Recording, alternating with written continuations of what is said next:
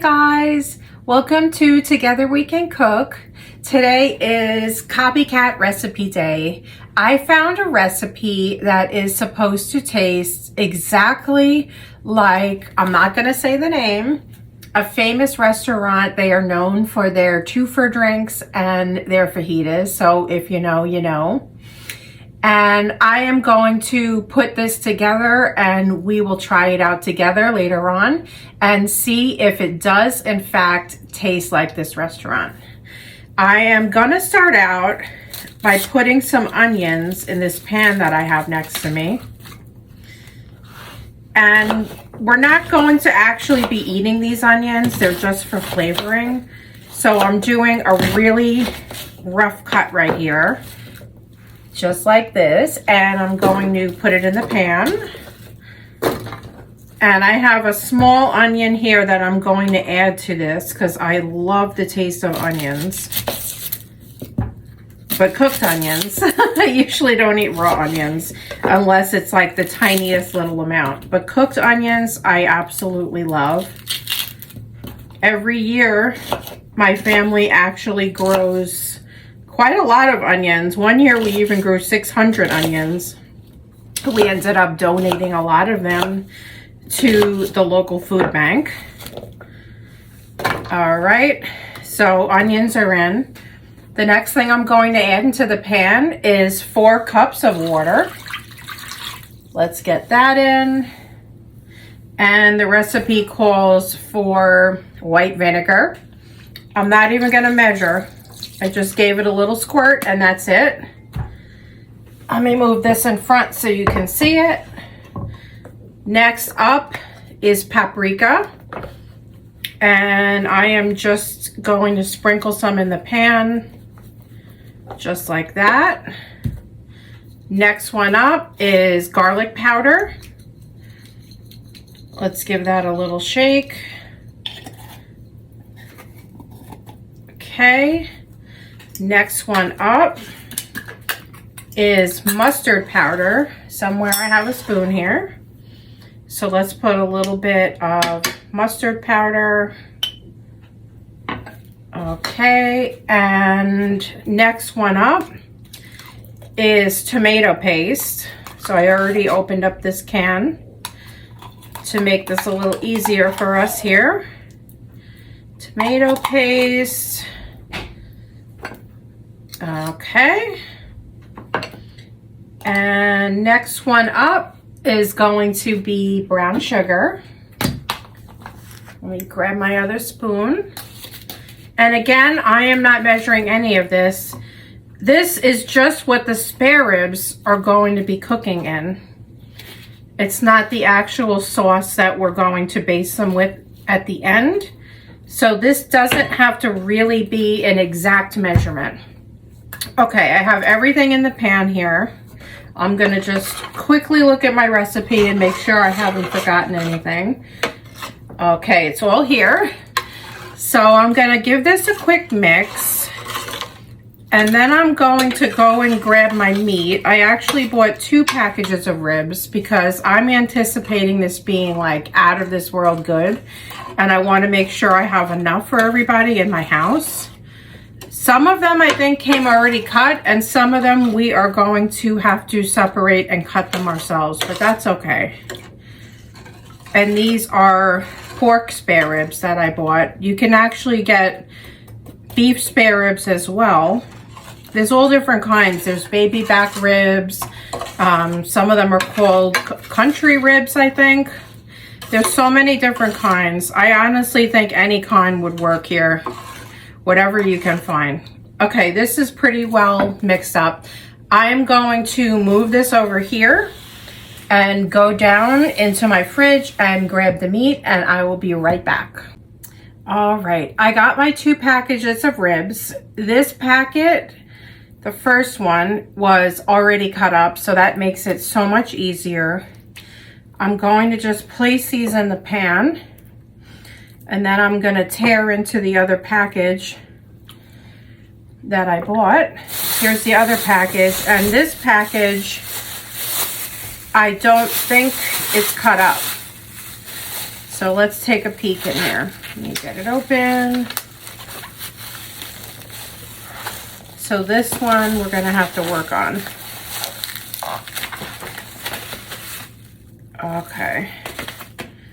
Okay, I'm gonna open this up so you guys can see. It's a whole piece. So this one we're gonna have to work on together here and cut it up. I'm gonna put this stray piece in here. I'm gonna throw this out and then we're gonna start cutting this up. Okay, so let's cut this up. You can see where the bones are. So I'm going to do it just like the packet that came pre-cut. I'm gonna try to get right in between those bones and get these in the pan because I wanna get these going. So what we are gonna do next is we're gonna bake these ribs in the oven. I'm gonna put it on 350 degrees and I'm gonna cover this roasting pan with tin foil. And I am going to let it go. Maybe I'll check it at the 2-hour mark and we'll see. This could also be done in a crock pot. I was actually going to do this in a pressure cooker, which you could definitely do, but I don't think this amount of ribs would fit in my pressure cooker. The cooker itself looks gigantic, but when you take out the actual pot that the food goes in, it really didn't look like it would hold all of this. So I'm gonna do it in the oven with foil and just do like a roast in there. Hopefully all this water in our mixture steams them. I'm looking for them to be nice and tender. And later on, as they're almost finished, we're actually going to be working on the sauce that we're going to baste them with. It's kind of similar to what they're in right now, but we obviously want it to be kind of thick so that we can coat these ribs. So I'm almost done here. This is where you have to show me how strong you are because these are pretty tough to cut through.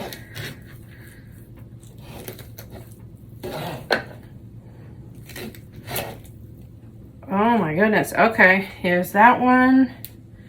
A couple left. I can see where all the bones are here.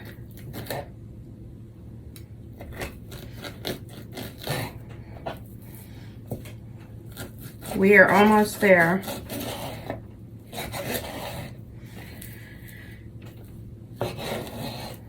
Okay. One more.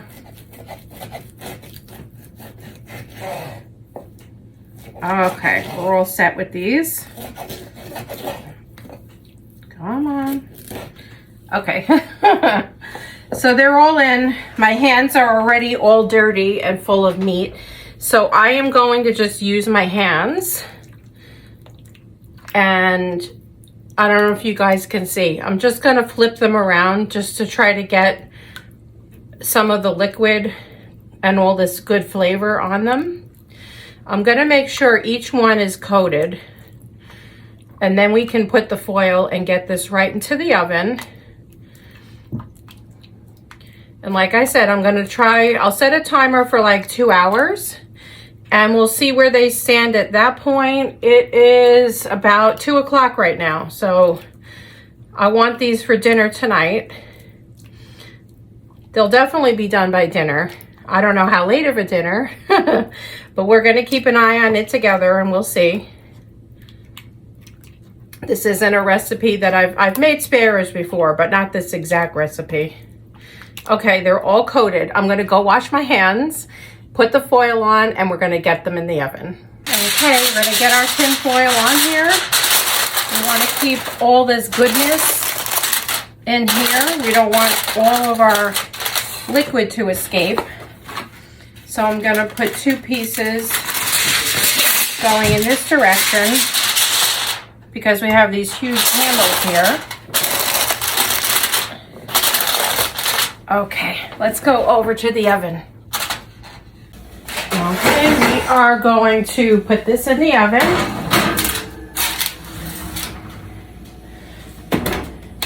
And I will see you back in 2 hours. Here's an up close look at how our ribs are doing. Let's try to test one. They seem pretty tender. Let me check out this piece. Yeah, they're pretty tender.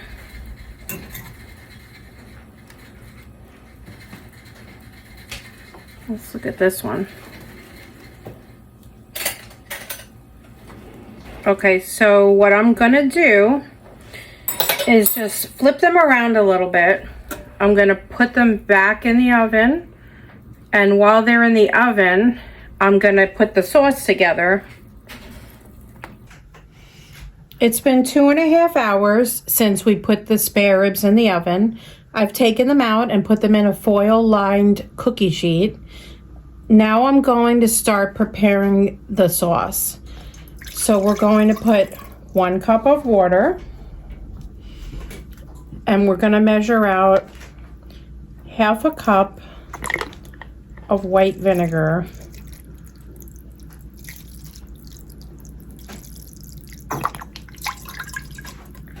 And we also need 3/4 cup of brown sugar. Now when you measure brown sugar, you're supposed to pack it down to get a precise measurement.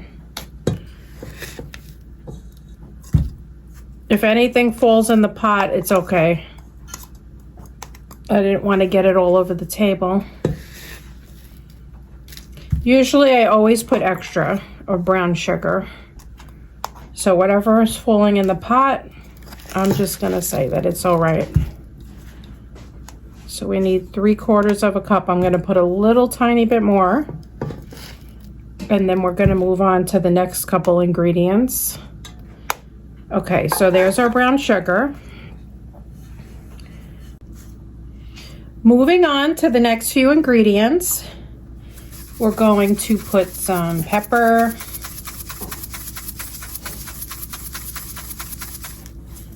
next up is salt.